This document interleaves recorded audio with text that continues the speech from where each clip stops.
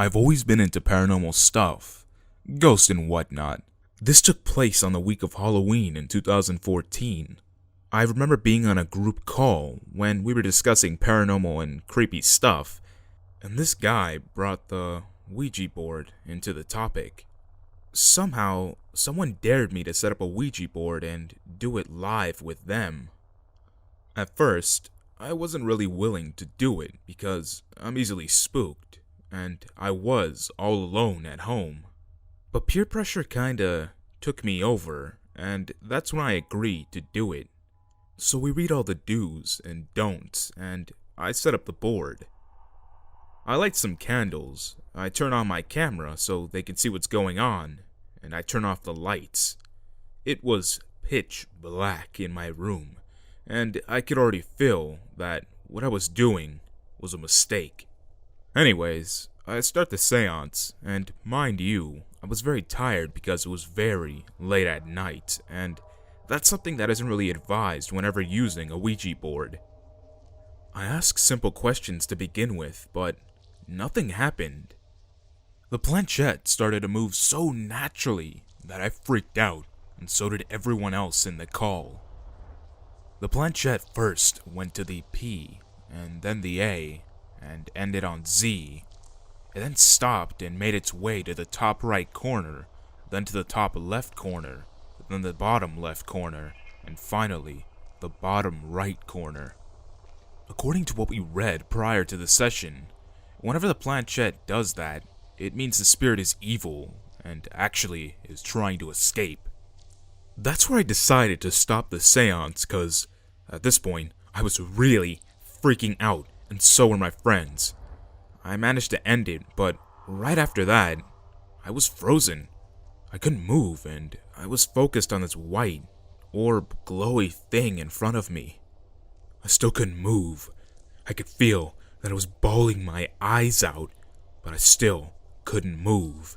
And I could hear my friends yelling at me, asking if I was okay, but they never received an answer from me. And after a few minutes, the glowy orb disappeared, and I regained consciousness and let my friends know that I was fine. When we talk about what happened, and someone tried to search for the name Paz, it turns out that the name of the demon, or entity, was called Pazuzu. At least, that's what we gathered from it. After that, I ended the call and just tried to get some rest and recover from what had just happened. The next day, my friend told me that her psychic medium friend came to visit her, and the first thing she mentioned was the seance we did the night before, without my friend telling her anything about it. She said it was indeed a good call to end the seance, and that the spirit was trying to get out and was no good. Now, I'm in October of 2015. It's the week of Halloween where we played with the board. At this point, I no longer speak to my friends because life happens.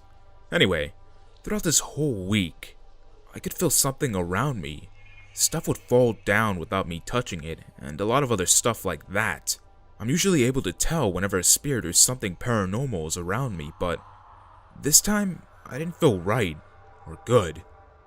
I kinda assumed it was connected to what had happened the year before, so I decided to contact one of the girls who was with me that night, and she did tell me that she felt the same way and the same stuff was happening to her as well. Anyways, it's all over now, hopefully, but it really was and is one of the scariest encounters with the paranormal, and I won't advise anyone to mess around with the Ouija board.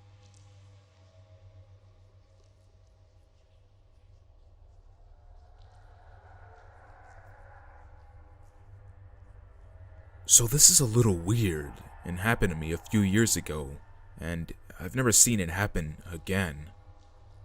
But what I'm saying is 100% true.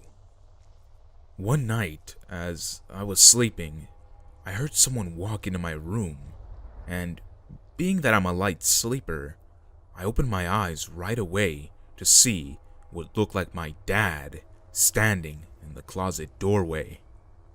All I saw was a shadow of him though, but I didn't think much of it because It was dark out and my mom was doing laundry, so I thought he was just messing with her like he always does. So my mom walks in to give me laundry, and I tell her, "Hey, Dad's in the closet trying to scare you." And she gave me this worried look and looked in the closet, and then she said, "Nobody's in there." And the utter of those mere words creeped me out to the point where I needed a light on that whole night. It wasn't until I convinced myself that it was just a dream, and I didn't tell my parents and still haven't. But that's not where it ends. A few days later, I saw what looked like my brother go into the bathroom, but I only saw a shadow move, then close the door. Nothing too weird, right? It wasn't until I got downstairs and saw my brother sitting at the table eating breakfast. I didn't believe it and went back up to go check, but when I got into the bathroom, there was nobody in there, even though I clearly saw the person and the door close. I honestly thought I was going crazy. I ended up looking it up, and it turns out that I'm not the only one with these kinds of experiences, and it targets random people. After that, I haven't seen anything creepy happen in my house. Just at night, I swear I hear faint music, but no shadow people, so I guess that's better.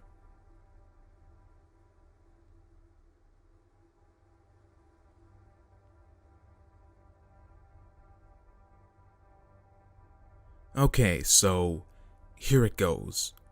One day back in 2007, me and my family bought a used house that was recently used by an old lady. When we moved in the house, it was pretty nice inside, except one part of the house, the living room.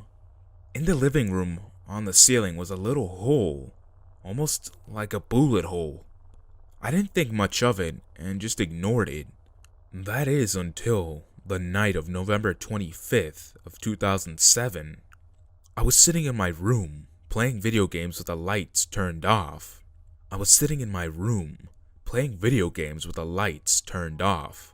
In my room, I had a table, and on top of that table was some crowns because I was coloring earlier that day.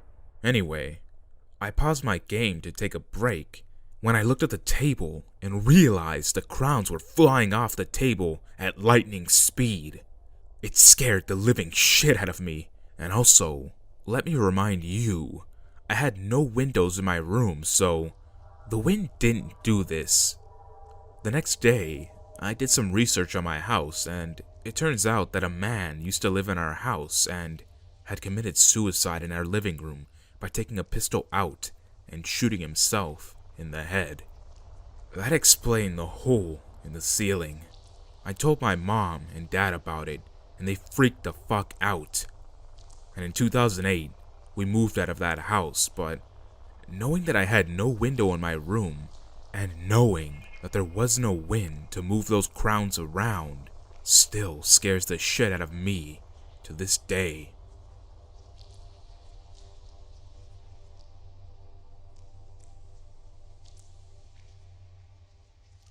I almost died a few weeks ago.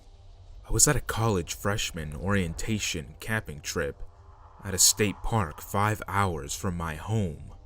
We spent 4 days learning school traditions, singing at campfires, going on hikes, and canoeing.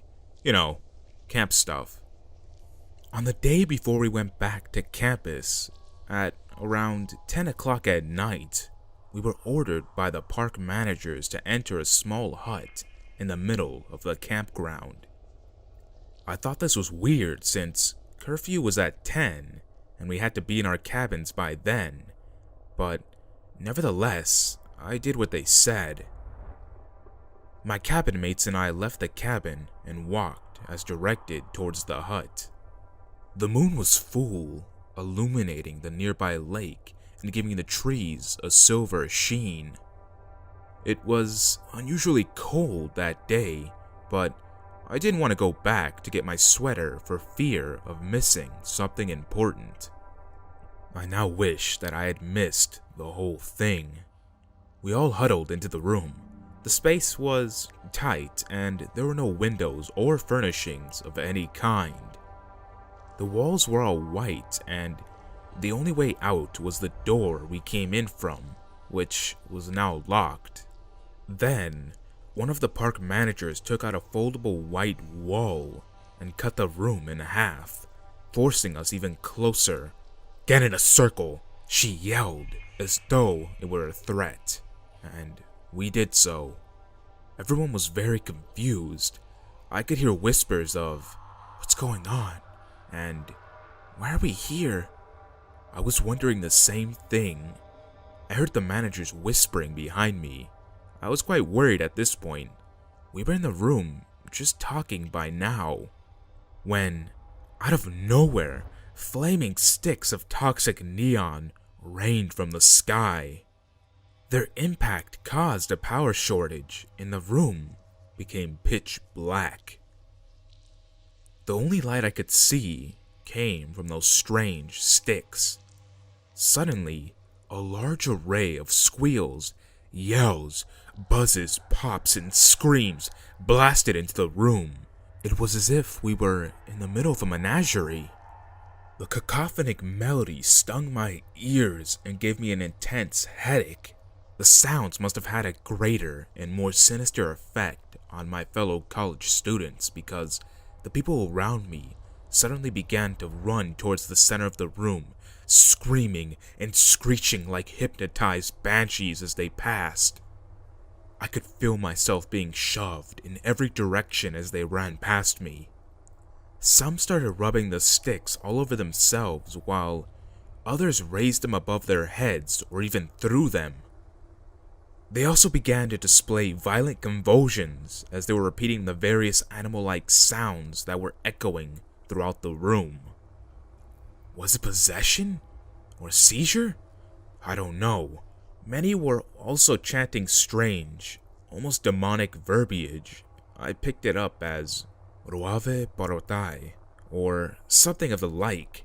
I was also the only one who seemed to be immune to the sounds and sticks, but the ones who weren't then began to assault me.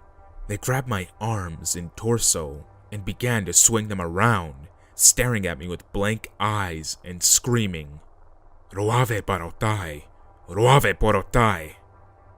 I eventually forced my way out of the demonic pit and snuck around the managers who were watching the sinful orgy of perverse enchantment and laughing at the display. They were pleased with what they had done to my peers.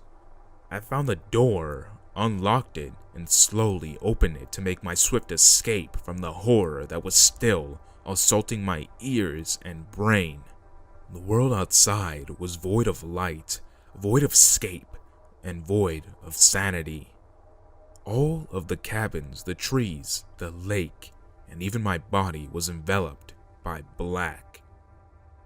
Luckily, I still had my wits about me and pulled out my flashlight, but it was unable to penetrate the darkness. I knew they were coming for me. I had to run and never look back, but that's when I hit something. It was a tree. The satanic curse that was dispelled into the room must have been wearing off. It seemed as if it couldn't survive outside of the hut. I could now feel my body and the earth beneath me, and the moonlight return soon after. I eventually found shelter in my currently empty cabin, where I quickly penned down my accounts and went to bed. I woke the next day to find everyone by the buses ready to leave. Everyone seemed completely cured of the curse. They acted as they had in the past 3 days. No one even mentioned the incident. The 4-hour ride back to campus was kept busy by my constant paranoia. Sometimes I lay awake at night, pondering if what I saw had actually happened. But it must have. I remember it so vividly. Why did everyone seem so oblivious then? Everyone I've told back home thinks I'm making it up, trying to be funny, or something stupid. I guess I'll never truly know what happened that night. All I know is that It started with those sticks of flaming neon light, and the park managers had something to do with it.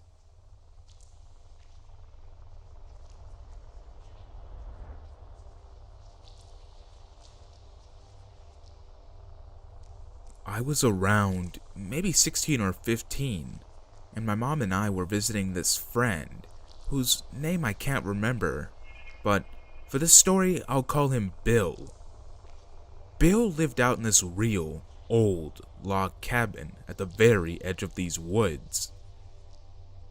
It was around 11 o'clock at night, and I was dead tired, and my mom was driving through the woods. She had an extra gas tank in the back part of the car because it was a really long trip. I eventually fell asleep and woke up to this loud crash when my mom was putting gas in the car.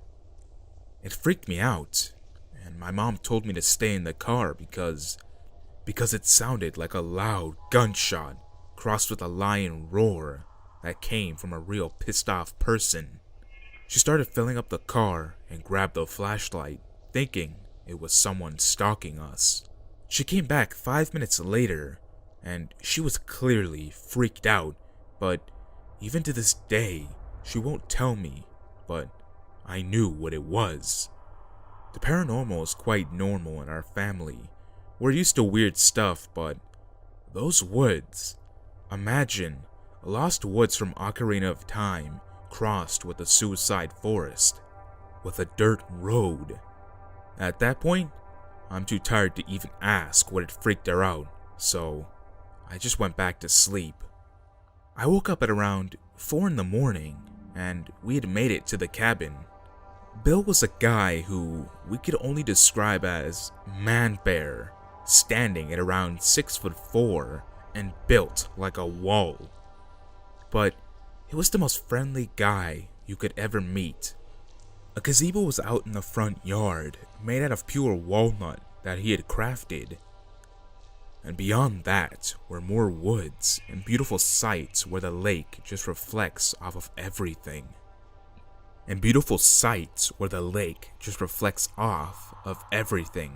We chatted it up and had a very fun time. He made us this stew that was to die for. It was like a tuna casserole stew, but beefy. It was damn great stuff. We were all relaxing by the gazebo at around 11 at night. Normally, I'd have gone to bed at this point, but this was summer vacation, so I was allowed to stay up. Then, I started seeing these things, which I can only really describe as red, brooding eyes. And they were in the woods, but it was still too far to be certain. Bill ran inside to get his gun, and we followed him into the woods. The eyes disappeared, and it got freezing cold, like walking into a freezer cold. The flashlight went out, and I got sandwiched between Mom and Bill. And what happened afterwards still scares me. We all hear, "Where are my babies?" in this loud, shrieking scream, and I see this long, black-haired woman who had no eyes and was in a torn, white, blood-stained robe, just running like a linebacker right at us. At this point, I literally wet myself screaming. Bill fires his shotgun. I'm bawling my eyes out, and my mom is hugging me like a small child. We all began to head back, and the closer we got to the cabin, the warmer it became. We were all hysterical, and Bill locked the doors tightly and was shaking so hard that he could barely hold his gun. We didn't sleep for the rest of the night after that.